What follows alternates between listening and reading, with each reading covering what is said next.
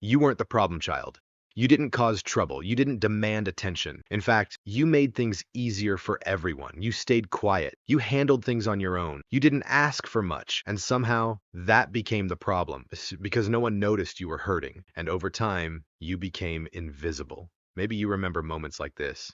You're sitting in a room full of people, family, noise, conversation, but no one is really talking to you. You're there, but not really there. You learned early that being easy was safer, so you didn't interrupt, you didn't complain, you didn't express too much, and slowly people stopped checking on you, not because you didn't matter, but because you seemed like you didn't need anything. So they focused on the louder child, the difficult one, the one who cried, demanded, broke things. And you became the good one, the quiet one, the independent one, the invisible one. Here's the part most people don't realize. Neglect doesn't always look like neglect. Sometimes it looks like peace. No fights, no chaos, no obvious pain, just a child quietly raising themselves, learning to self-soothe, learning not to bother anyone, learning that their emotions can wait. And at first, it feels like strength. You become mature too early, responsible, easy to love from a distance. But inside, something important is missing because every child needs to be seen, not just managed, not just tolerated, seen.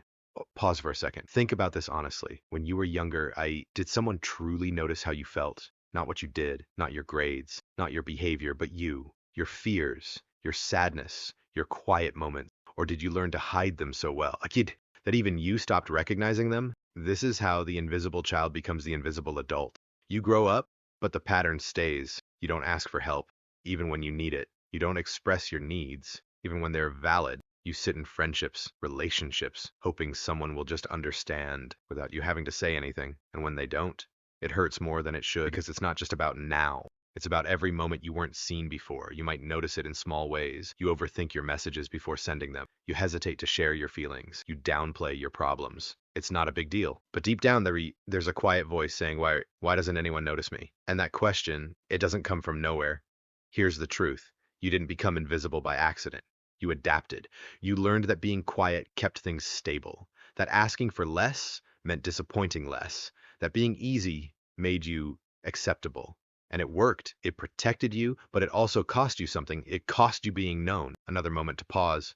Ask yourself this. Do people really know you? Or do they only know the version of you that never asks for too much? The version that listens but rarely speaks? The version that's always fine, because those are not the same thing. And deep down, you know it. Here's where it gets even more complicated.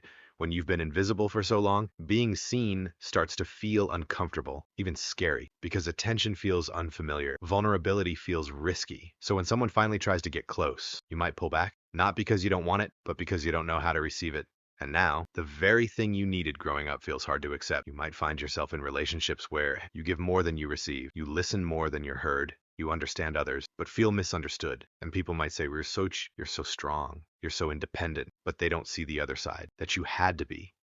There's something no one tells the invisible child. You were never too quiet, too easy, too low maintenance. You were just unnoticed, and that's not the same thing. Here's the realization that changes everything. The world didn't ignore you because you weren't worth seeing. It ignored you because you became too good at hiding, because you were never meant to disappear. You were meant to be known. So if you've been feeling invisible, maybe it's not because no one would see you. Maybe it's because you haven't let yourself be seen yet.